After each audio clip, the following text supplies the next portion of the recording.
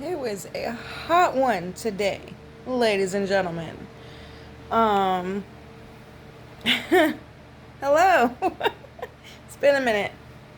I just got done bathing my dogs and I am just spent. That's a mission on its own. I hate doing it, and I put it off for like a week and a half, 2 weeks, and then it gets so bad. I'm like, oh my god, let me just get it done. But whew, it was a hot one. Very hot today. I got a new phone, as you can see. Um, I'm very thankful for it. But I wanted to real quick just give you more a more of an understanding of those who are gang stalked by their own family. All right. This is what they do. Okay, you guys have seen me now for 2 years. 2 years now, completely cut off from everybody. Like alone, having to do everything by myself. And that's exactly what they do. Okay? Gang stalkers are basically people who know you. Most of the time it's your family. It's your own damn family. Just gonna say it flat out.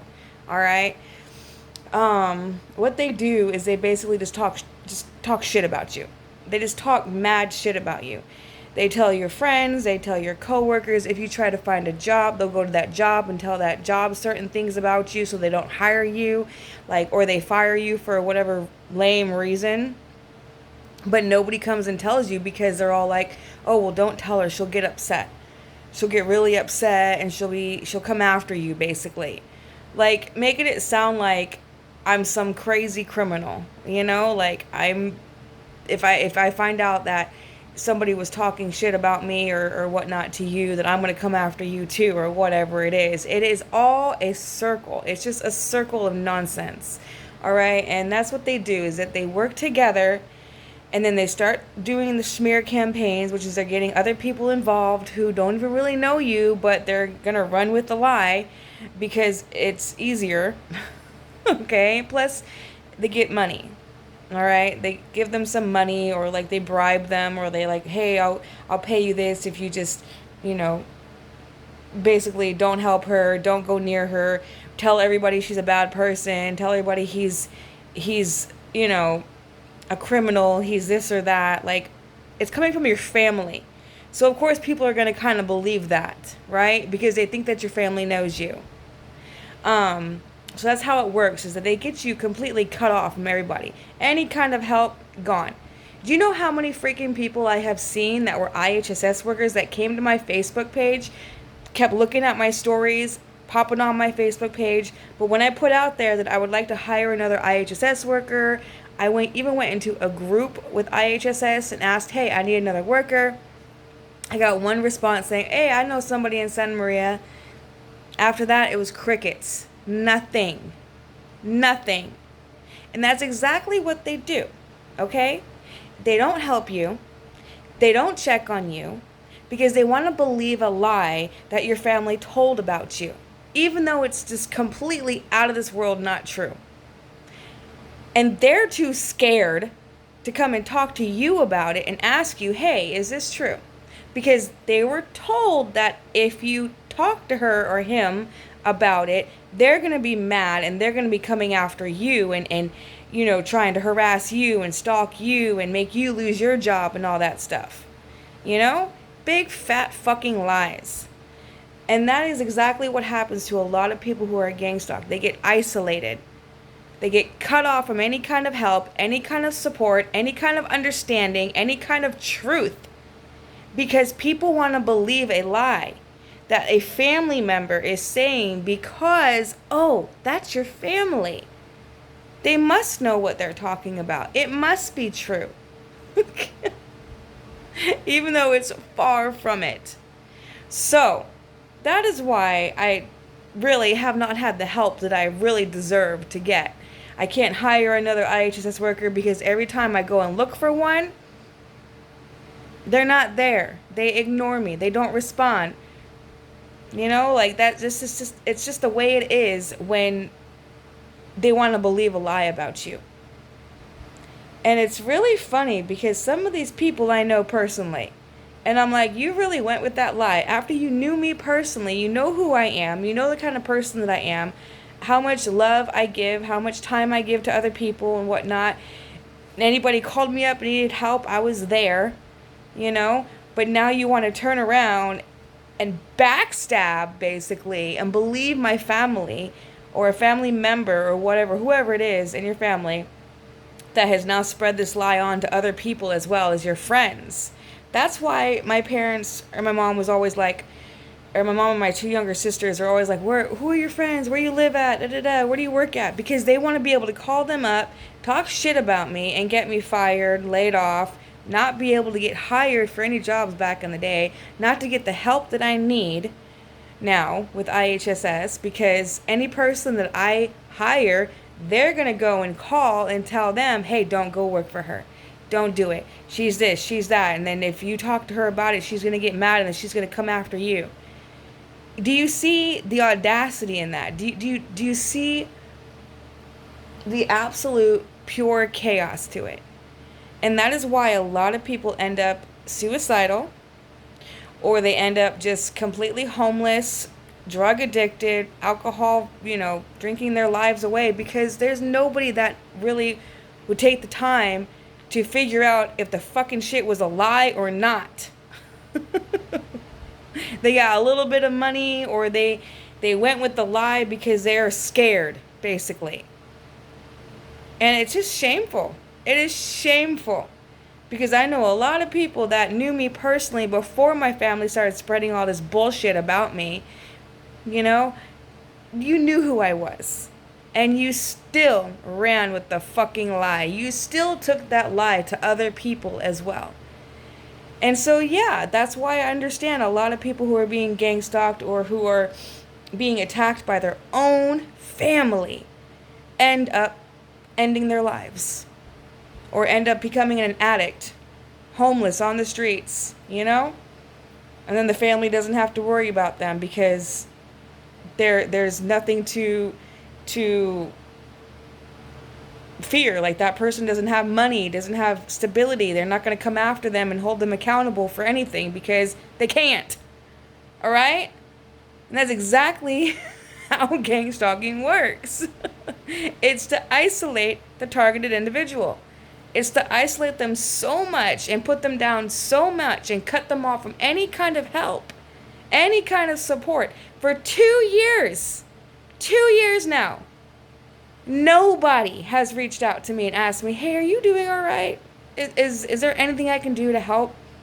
Do you need me to, come over and have coffee with you? Or would you like to go out, go to the beach together? Would you like to go and catch a movie, get some coffee? I was the one that was asking that and then got completely ignored by friends that I've known for 15 years as well. And so it just shows. It shows that even people who have such a good reputation can be completely obliterated by a lie that a family is spreading. It's possible, it's wild. And I'm just sitting here having to bathe all these dogs because I got left with them all, I didn't know what else to do with them all. I had found 4 homes for 4 of them. The other ones, I didn't know what to do. It hurts to have to take dogs to the pound. That hurts. And that's exactly why these people do this stuff to you. They throw all these things on you. They put all these responsibilities on you to where you don't have anybody to help you with it. Then you snap and you end up losing everything. That's exactly the end result. But not me, okay? Not me. Because I have God. That is the only grace that I have. That is the only freaking rope that I have to hold on to. An anchor to keep me going and to keep me strong and grounded is God. If I didn't have God, I would have offed myself a long time ago, or I would have taken off to another state and never came back. I would have abandoned my children. I would have left the dogs. I wouldn't have cared about this house, I see it. Yeah, and I don't want anybody else to go through what I've been dealing with for the past, 3, 4 years leading up to the isolation, like the wondering, like, what the fuck is, like, what is going on? Like, how come every single time I call to help my daughter to get a job, or to help somebody else, or to get myself an IHSS worker or whatever, or to hire somebody to come and cut my grass, they want to charge me an arm and a leg, it's it's it's a game.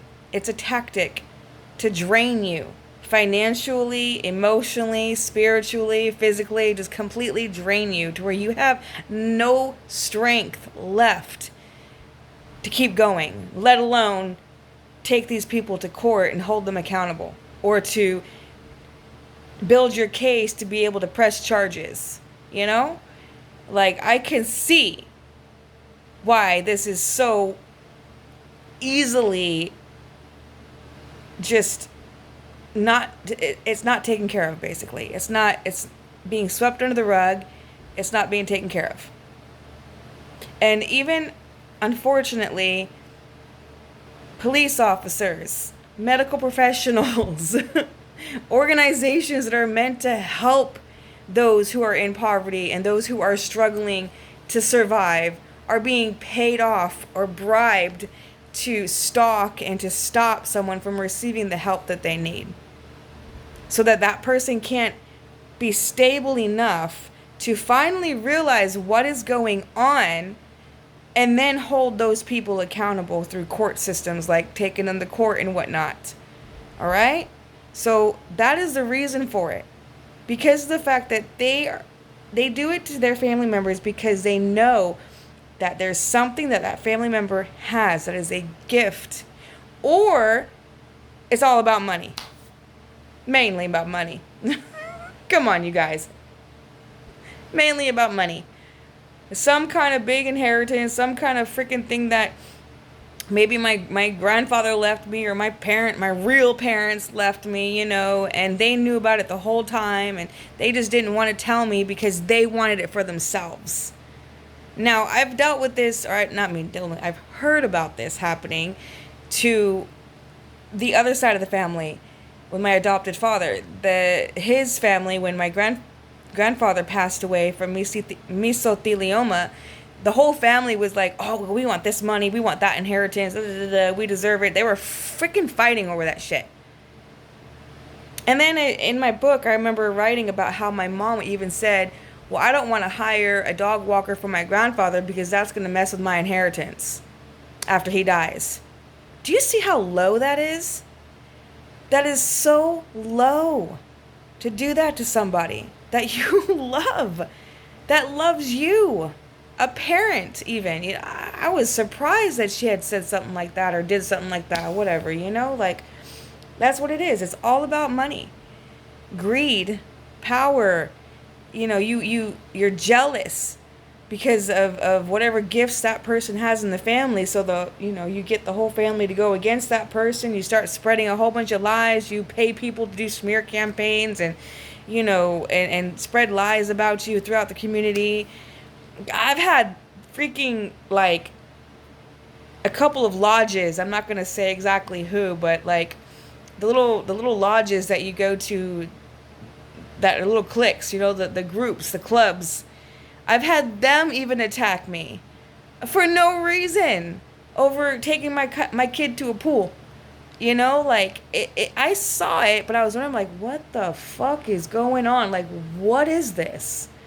And they'll even work with your exes. Oh, yes. Yes, they will. Your family who hates you because of your light, because of your gifts, because of your talents, or whatever, your character, it outshines them, and they get so envious and jealous, or there's money involved. They're going to work with your exes. Definitely. They're going to call up your exes and be like, hey, let's do this together. You go and spread this lie, and I'll go over here and I'll work with these lawyers, and I'll try and, get her inheritance so that she doesn't, get it. Whatever it is, It's pathetic. It's low vibrational. And it's gang stalking. And you wouldn't know what it is until somebody told you. So here I am, a walking testimony. 2 years now.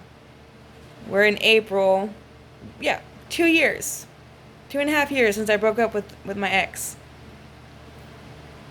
And during that time, too, they were working with him. I could tell. There was something going on. I'm like, you're doing something, bro. Like, I can feel it. My spidey senses are going off here. So, it's so, like, it's so common, though. It's so common, though. It's sad. It's really sad because that's why we have also people who become homeless, who get addicted to drugs because their own family just turned against them over an inheritance or money or whatever that was left for them and they wanted it. You know? It's really sad. But that's my little rant for today. After busting my ass in this heat, pregnant, having to wash these dogs in the bathtub because my kitchen's a disaster because my daughter's been cooking up a storm with her business, which is really awesome. I'm very proud of her. She is the hot Cheeto ball plug here in Santa Maria and the local areas. So she's been cooking and doing deliveries and orders or whatever it is, and she's been doing very well with that. So I'm very proud of her. But my kitchen is a mess and I can't really go in there and bathe dogs while there's food around. So I have to just sacrifice and deal with the pain that I have and give them a bath in the bathtub. But afterwards, I'm spent. I have to sit down, take a break, take a breather, get some water, whatever, because it's a lot. To bathe them all at one time. Sometimes I'll do like 2 one day and 2 the next day. But today I just wanted to get it all done because I had washed my blankets and I didn't like the smell anymore. And being pregnant is just making me smell everything. I smell everything and it's just like, it drives me nuts. I like to have a clean, fresh home, and with dogs that's very difficult to do. But I do what I can. So that's my little rant today on gang stalking, on family, drama and chaos over money. But yeah, the dollar sign. It's not even worth it because you can't take it to heaven with you. You can't take nothing with you when you die. You can't take it to hell. You can't take it to heaven. So I don't know why people are so, what's the word? Engulfed. Just, I can't think of other words right now. I'm so spent. Whew, that was a lot. But I hope you guys have a great, great Sunday. I was very busy today. I got maybe like a little 20-minute cat nap, but that was it. So I'm definitely going to sleep tonight.